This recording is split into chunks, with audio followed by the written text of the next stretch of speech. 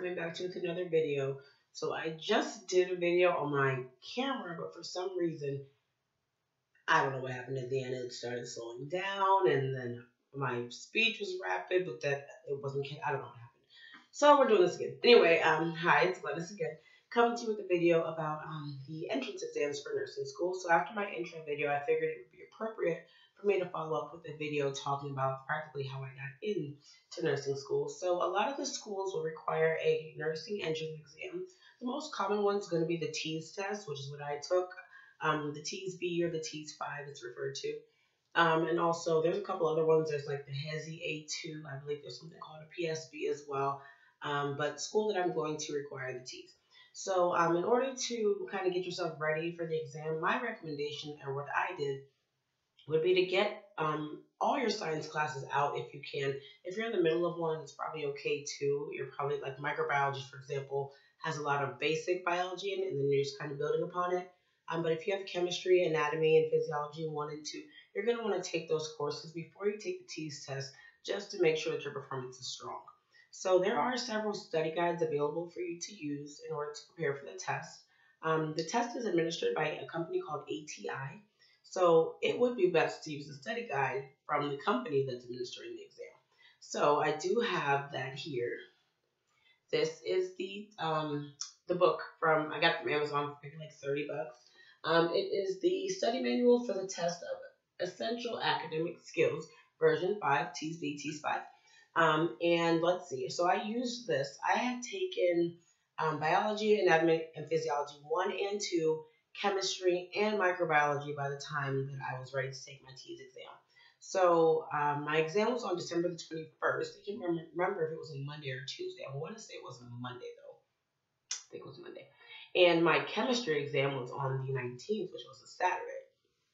So, of course, I had to study for my chem exam because chemistry is difficult. And then, of course, you have your lab and your lecture portions. And then the lab is worth a certain percentage. And then the lecture is worth a certain percentage. And it's a tough course. So I definitely focused most of my attention on making sure I got an A on that exam, to make sure I had an A in the class so that when I applied for nursing school, I'd be fine. So I didn't get much time to study for the TEAS at all. So once it came down to the night before the test, my aunt asked me to take her to the store to do some Christmas shopping. So I took my book with me because I was like, okay, I know she's going to take forever in the store. Let me go ahead and get this book and sit in the car and go through it. That didn't end up happening. So I couldn't remember if I had lost the book. So when I got home, I didn't see it. I'm like, oh my gosh, I lost the book. I need to study. I don't have the book nowhere near me. Is it in the car? When the car's not there. I called her, do y'all have my book? Book wasn't there. I'm like, oh my God, I love the book. I can't find the book. And I don't know why it didn't dawn on me to look under the couch where I was sitting for the book. So fast forward, I found the book under the couch. And by then, I'm telling you, it was like 12 midnight. I'm like, okay, this test was in the morning, I think maybe around 9 o'clock. And it's about 30-minute drive away from me where I had to go take it. So I'm like, oh my gosh, I haven't even studied yet. Like, what am I about to do? So I skimmed through the book a little bit, read over some things. It's reading, English and language usage, math, and then science. So I'm like, okay, well, it sounds pretty kind of like, okay, you should know most of the stuff. I was like, let's go through and just see. So I kind of skimmed through into some things that I had forgotten, like mitosis and meiosis and chromosomes. Those things were like, whoop, way back in like 2007 when I took biology. So I'm like, yo, I have to really pay attention. Like, let me look through this a little bit. So I did, and then I went to sleep. Then in the morning, I got up a little early. And I was like, all right, let me just kind of go through this a little bit and just see what I can kind of retain for the morning. So I went through a little bit. I read a couple things. I didn't do too much of the English and language usage. I kind of figured that would be common sense. I did go through the reading a little bit so I can remember technical, expository, narrative to what kind of passages I'm reading. And then I went through some of the math and then just kind of like brief. I probably had 30 minutes to do that. So got there to go take the test. Now this test thing is about 4 hours long. There was maybe like 15 of us or so in the group, and everyone was like nervous. Oh, asking each other like, "Oh, are you ready? Are you nervous? Did you study?" I didn't really speak to anyone. They make you take off everything. Like if you have a hoodie on, you have to take it off. So come dressed, depending on where you're going, because I'm telling you, people had on undershirts and didn't know they were going to be asked to take off their hoodies, and were in there practically like naked. So even for me, they made me take off my Fitbit.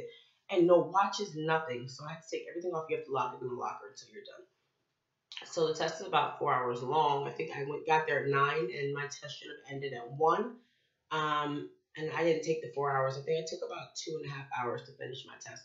So it's 170 question test, but 20 of those are unscored pretest items. So you're really only being scored on about 150 of those questions.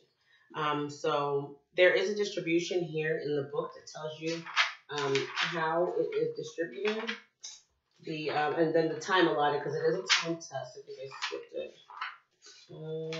Where are you? Okay, so it's here on this first page. I don't know if you can see it.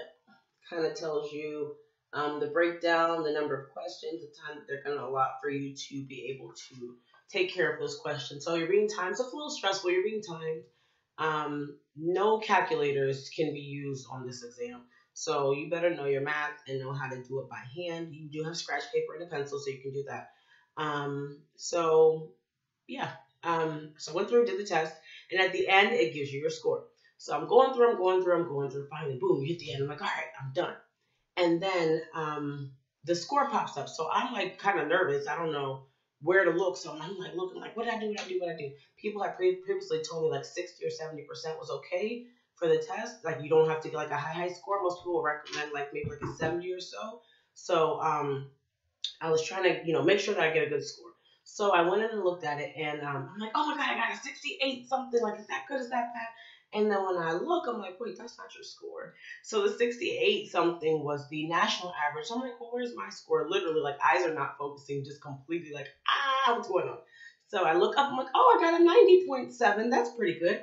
And I go down a little bit and look, and it says the percentiles. So for the school that I was taking the test at, I was in the 99th percentile. And then for the national average, I was in the 99th percentile. So I'm like, wow, I didn't really study all that much, and I was still able to get a good score and be in the 99th percentile. So a lot of people study for like months for this exam to make sure that you get a good score, because it's kind of like an SAT. If you're going to go into a school, you have to meet that standard. Of course, your grades got to be good as well, but you want to meet that standard with the testing. So I was ecstatic. The lady was like, "Oh my gosh, you did a really good job," when she printed out the paper to give to me.